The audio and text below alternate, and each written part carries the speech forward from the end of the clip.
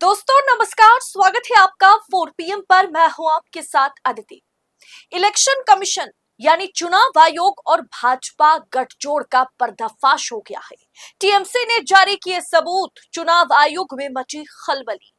WhatsApp chat के जरिए बड़ा खुलासा हुआ है। दरअसल बंगाल चुनाव के पहले चरण का मतदान शुरू होने में महज दोस्तों 15 घंटे का वक्त बचा है। बंगाल के चुनावी रण में आज एक ऐसा धमाका हुआ चुनाव से ठीक एक दिन पहले, जिसने चुनाव आयोग की निष्पक्षता पर सवालिया निशान लगा दिया है। दरअसल टीएमसी ने दावा किया है, बकायदा चैट जारी करते हुए, चैट को सबूत के तौर पर पेश करते हुए दावा किया है कि उनके पास इस बात के पुख्ता सबूत हैं कि बंगाल के मुख्य निर्वाचन अधिकारी यानी chief electoral officer Manoj Agrawal और अन्य आला अधिकारी भाजपा के इशारे पर काम कर रहे हैं।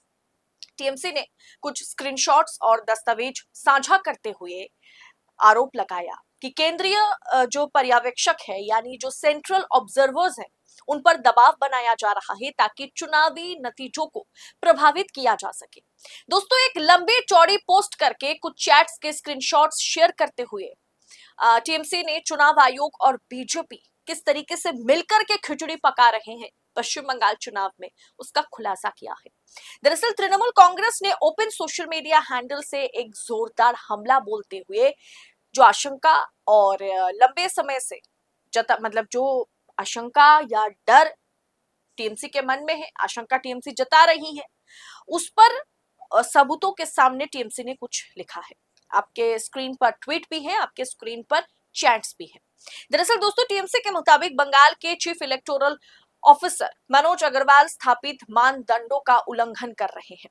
नियमों के अनुसार, यानी जो मानदंड है, जो आचार संहिता है जिसके तहत चुनाव कराए जाते हैं, इसका उल्लंघन खुद चीफ इलेक्टोरल ऑफिसर कर रहे हैं।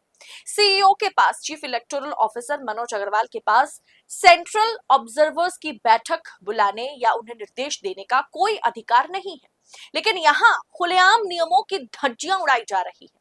दोस्तों, आपको मैंने 2 दिन पहले भी इस तरीके की खबर बताई थी। अब चैट के साथ टीएमसी ने इस पर खुलासा किया है। दरअसल सेम ही खबर है लगभग, जिसमें यह दावा किया गया, चीफ इलेक्टोरल ऑफिसर जो है, इस शख्स को आप स्क्रीन पर देख रहे हैं, मनोज अग्रवाल, इनके पास कोई राइट नहीं है, कोई अथॉरिटी नहीं है कि सेंट्रल ऑब्जर्वर्स का ये इनको आदेश दे, सेंट्रल ऑब्जर्वर्स के साथ बैठकर ये मीटिंग करे, उन्हें निर्देश दे। ये अधिकार सीईओ के पास नहीं है। दोस्तों, आज के समय में सत्ता की आंखों में आंखें डालकर पत्रकारिता करना मुश्किल हो गया है। हमारे 4 PM नेशनल यूट्यूब चैनल और फेसबुक चैनल को, जिसे आपका प्यार और विश्वास हमेशा से मिलता रहा, उसे बंद करके सरकार ने यह साबित कर दिया कि वो आपके सवालों से कितना डरती है। मुश्किल दौर है, लेकिन हम ना रुके थे और ना ही रुकेंगे।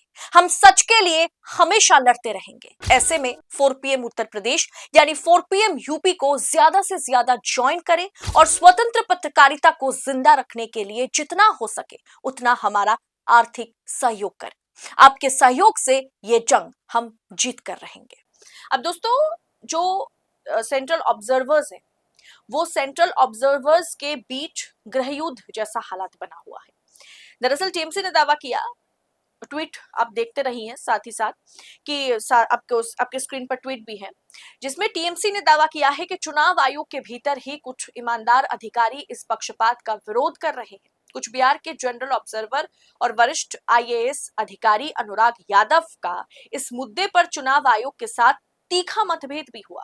वहीं हिमाचल प्रदेश के जो पूर्व सीईओ है, चीफ इलेक्टोरल ऑफिसर है और 2004 बैच के अधिकारी पलरासु है। मैंने 2 दिन पहले आपको इनके बारे में बताया था। पलरासु ने तो आधिकारिक ग्रुप में यहां तक कह दिया है कि चीफ इलेक्टोरल ऑफिसर के पास सेंट्रल ऑब्जर्वर्स को निर्देश देने की कोई शक्ति नहीं है। आप स्क्रीन पर चैट में साफ तौर पर देख पा रहे हैं। अब दोस्तों, ये 2 दिन पहले मैंने जो खबर आपको बताया था, वही खबर की पुष्टि टीएमसी बकायदा चैट्स को सामने रखते हुए, व्हाट्सएप चैट को सामने रखते हुए करती हुई नजर आई। अब दोस्तों, व्हाट्सएप चैट में बड़ा खुलासा हो गया ना। जो आरोप टीएमसी लगा रही थी, उसके सबूत टीएमसी सोशल मीडिया पर पोस्ट कर डाली। जब चुनाव आयोग ने इन आरोपों को भ्रामक जानकारी, मिस इन्फॉर्मेशन बताकर खारिज कर दिया था 2 दिन पहले जब टीएमसी ने उठाया था इस मुद्दे को, तो टीएमसी ने सीधे सबूत पेश कर दिया। आज टीएमसी का आरोप है कि ये जो सुब्रत गुप्ता है, ज्ञानेश भारती जैसे अधिकारी, केंद्रीय पर्यवेक्षक जो है, सेंट्रल ऑब्जर्वर्स जो है, उनको डरा धमका रहे हैं, उनकी स्वतंत्रता से समझौता कर रहे हैं। टीएमसी ने ट्वीट कर साफ तौर पर लिखा है कि इस बार बीजेपी और चुनाव आयोग का नेक्सस यानी गठजोड़ रंगे हाथों पकड़ा गया है। टीएमसी प्रवक्ता का कहना है कि ये केवल प्रशासनिक चूक नहीं है बल्कि लोकतंत्र की हत्या की साजिश है। आरोप है कि दिल्ली के निर्देश पर बंगाल की चुनाव मशीनरी को बीजेपी के पक्ष में मोड़ने की कोशिश की जा रही है। वैसे आज इस बात को अलग से टीएमसी को कहने की जरूरत नहीं है। जिस तरीके का कामकाज पश्चिम बंगाल में चल रहा है इलेक्शन को लेकर के, देखिए सच कहूं तो पश्चिम बंगाल की जो पब्लिक है, आम जनता जो है, एक तबका है जो नाराज है ममता बनर्जी से। इस बार पश्चिम बंगाल के चुनाव में एंटी इनकम्बेंसी फैक्टर काम कर रहा है ममता बनर्जी के खिलाफ। गरीब तबका जो है वो ममता बनर्जी के कामकाज से बहुत खुश है, क्योंकि गरीबों के लिए ममता बनर्जी ने बहुत किया।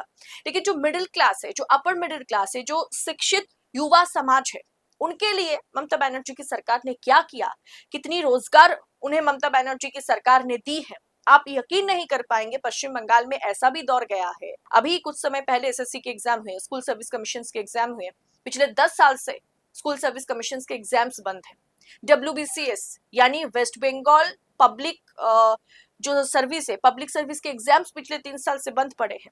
कोई रिक्रूटमेंट नहीं है और ये बेरोजगारी बहुत बड़ा मुद्दा है पश्चिम बंगाल में। घुसपैठिए मुद्दा नहीं है। मुस्लिम तुष्टीकरण की राजनीति ममता बनर्जी करती है। हिंदू मुसलमान का मैटर पश्चिम बंगाल में नहीं है। गरीब तबका ममता बनर्जी के कामकाज से, तमाम योजनाओं से बड़ा खुश है। लेकिन जो मिडिल क्लास और जो शिक्षित युवा है ना, वो कहीं ना कहीं ममता बनर्जी से नौकरी की मांग कर रहे हैं। तो ऐसे एंटी इनकम्बेंसी में आप चुनाव लड़िए, भाजपा चुनाव लड़ेगी। अगर ममता बनर्जी से लोग नाखुश है तो वैसे ही भाजपा चुनाव जीत जाएगी। ऐसे ही 50-50 का फाइट होगा। महा टक्कर है पश्चिम बंगाल में। लेकिन आप मशीन का ईडी, सीबीआई, इनकम टैक्स, चुनाव आयोग, chief electoral officer, central observers को मीटिंग करके धमका रहे हैं, समझा रहे हैं, दबाव बना रहे हैं। इसकी जरूरत पश्चिम बंगाल में क्यों पड़ रही है भाजपा को? क्योंकि भाजपा को पता है कि ममता बनर्जी का वोट बैंक इतना कॉन्क्रीट है, अगर मिडिल क्लास उन्हें वोट ना भी करे तो भी ममता बनर्जी जीत जाएंगी। क्योंकि माइनॉरिटीज का वोट यानी मुसलमान समुदाय का वोट, आम गरीबों का वोट ममता बनर्जी को जाएगा। लेकिन फिर भी ये सब कुछ किया जा रहा है ताकि जो निष्पक्ष चुनाव हो, दूध का दूध पानी का पानी हो जाए, ये भी मौका भाजपा ममता बनर्जी को देना चाहती नहीं है। दोस्तों, ये जो भी आरोप आज टीएमसी ने बकायदा चैट जारी करते हुए लगाया, अगर ये चैट वाकई सच है या फिर ये फेक नहीं है, एआई जनरेटेड नहीं है, तो ये आरोप बहुत बड़ा आरोप है। अगर ये आरोप सही साबित होते हैं तो ये स्वतंत्र भारत के चुनावी इतिहास का सबसे बड़ा दाग हो सकता है, जहां चुनाव आयोग पूरी तरह से भारतीय जनता पार्टी के आगे घुटने टेकती हो। अब फिलहाल दोस्तों देखना दिलचस्प होगा कि चुनाव आयोग की इतनी मशक्कत के बाद, भाजपा की इतनी मशक्कत के बाद, क्या ममता बनर्जी को वो हरा पाएंगे? और क्या आपको भी लगता है कि हमारे देश में पश्चिम बंगाल चुनाव के लिए इलेक्शन कमीशन ऑफ इंडिया और भारतीय जनता पार्टी दरअसल गठबंधन में है? आप कमेंट बॉक्स में अपनी राय हमारे साथ जरूर शेयर करें और ऐसी तमाम खबरों को यूं ही पड़ताल के साथ पाने के लिए 4 PM न्यूज नेटवर्क के साथ बने रहे। मुझे दीजिए इजाजत। बहुत बहुत शुक्रिया आप सभी का। जय हिंद, जय भारत।